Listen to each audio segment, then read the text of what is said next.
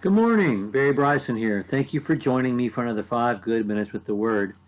We're continuing our study of David's biographical Psalms, and we're in Psalm 18 today. Psalm 18 has the longest superscription of the biographical Psalms, and it is the longest of the biographical Psalms. I think it is the longest psalm David wrote, Psalm 50. And it's an important song because in 2 Samuel 22, it is given as basically a summary, a summation, 2 Samuel chapter 22, of David's life and career. Of course, David doesn't die until 1 Kings chapter 1, but there is a summary of his career as king and of his life as God's man, as a leader in Israel. And this psalm is repeated in 2 Samuel 22 as, the eulogy. David has written in a very real sense his own eulogy.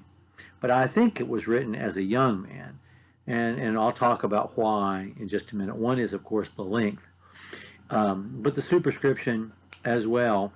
It sounds like this was written immediately after he became king, either of Benjamin and Judah or of the United Kingdom. And I would suspect of the United Kingdom. It took some years before, even after Saul's death, for David to rule over all Israel. The superscription says to the choir master, a psalm of David. So this is for public event and public consumption. Psalm of David, the servant of the Lord, who addressed the words of the song to the Lord on the day when the Lord delivered him from the hand of all his enemies and from the hand of Saul. And he said, and that's the introduction to this psalm. 50 verses long. I'm not going to read it all, or we'll be here for 15 good minutes. But let me tell you how it is constructed. So we have the opening praise of God, verses 1 through 3, and the fact that he's directly addressing God, although he talks not only to God but to us.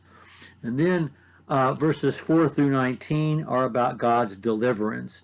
And here, God is described not only as a mighty warrior, but as a mighty God coming from on high, a supernatural being, avenging himself on the earth against not just David's enemies, but his enemies. And again, David never brags on himself as a warrior, even though he is the most accomplished warrior in all of human history, unsurpassed in hand-to-hand combat, in leading a guerrilla force, in leading an army, or as a king planning campaigns. I mean, is there a more accomplished soldier in all of human history? But he never brags on himself as a military man. He brags on God. He praises God for accomplishing his salvation. And he uses some of the most extreme language that he can use. He talks about God as being fire-breathing and someone who is divine and beyond our comprehension as an avenger of righteousness. And then in verses 20 through 30, he talks about his own innocence, that God has dealt with me because my conscience is clean. You have dealt with me according to my righteousness, according to the cleanness of my hands, he rewarded me, verse 20. That's why I think this has to be written before his sin with Bathsheba. How can David say this? How can he write this if he knows what he's capable of doing and has done? And so then we have that. In verses 31 through 42, there's a general description of God as deliverer.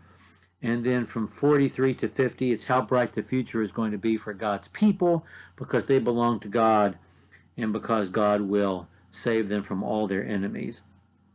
There are just some things that I want to look at.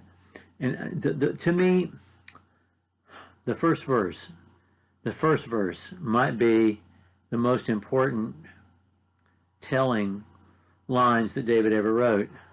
He says, I love you, O Lord, my strength. That's the opening line. Now, David tells God he loves him many times. In fact, he writes, some of the songs that he writes are in the form of love songs. But they're not written to a woman. They're written to God. But it's the word that he chooses. And it's not the Hebrew word ahav. It's not that word at all. It's the Hebrew word raham. And that's a different word than just the word for love. It is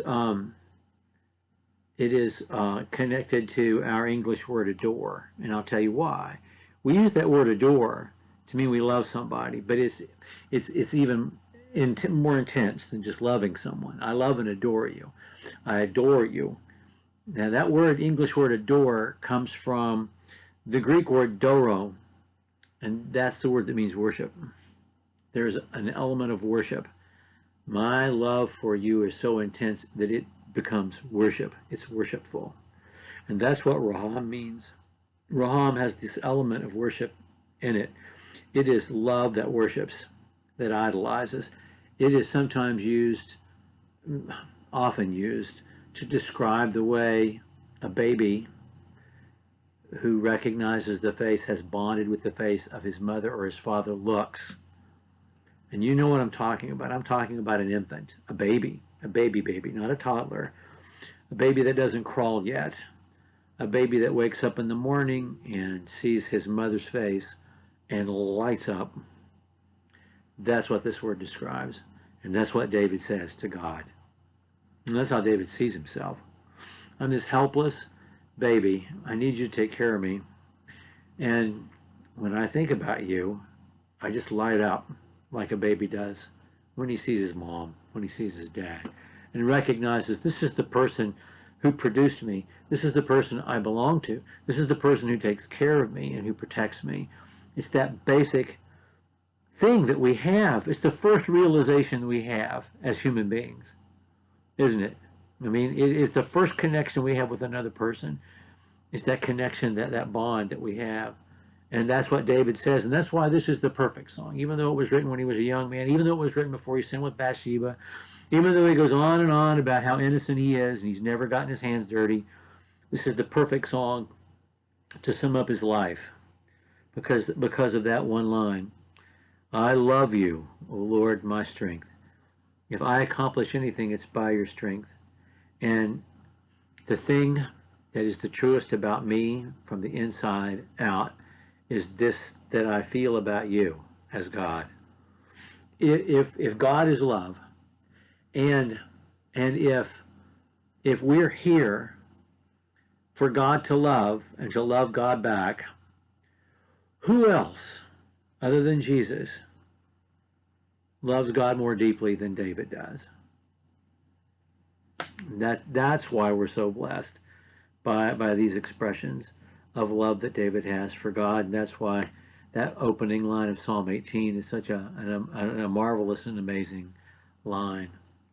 Okay, next time we're together, we're going to look at Psalm 30. Thank you for joining me for what is now another 8 good minutes with the Word.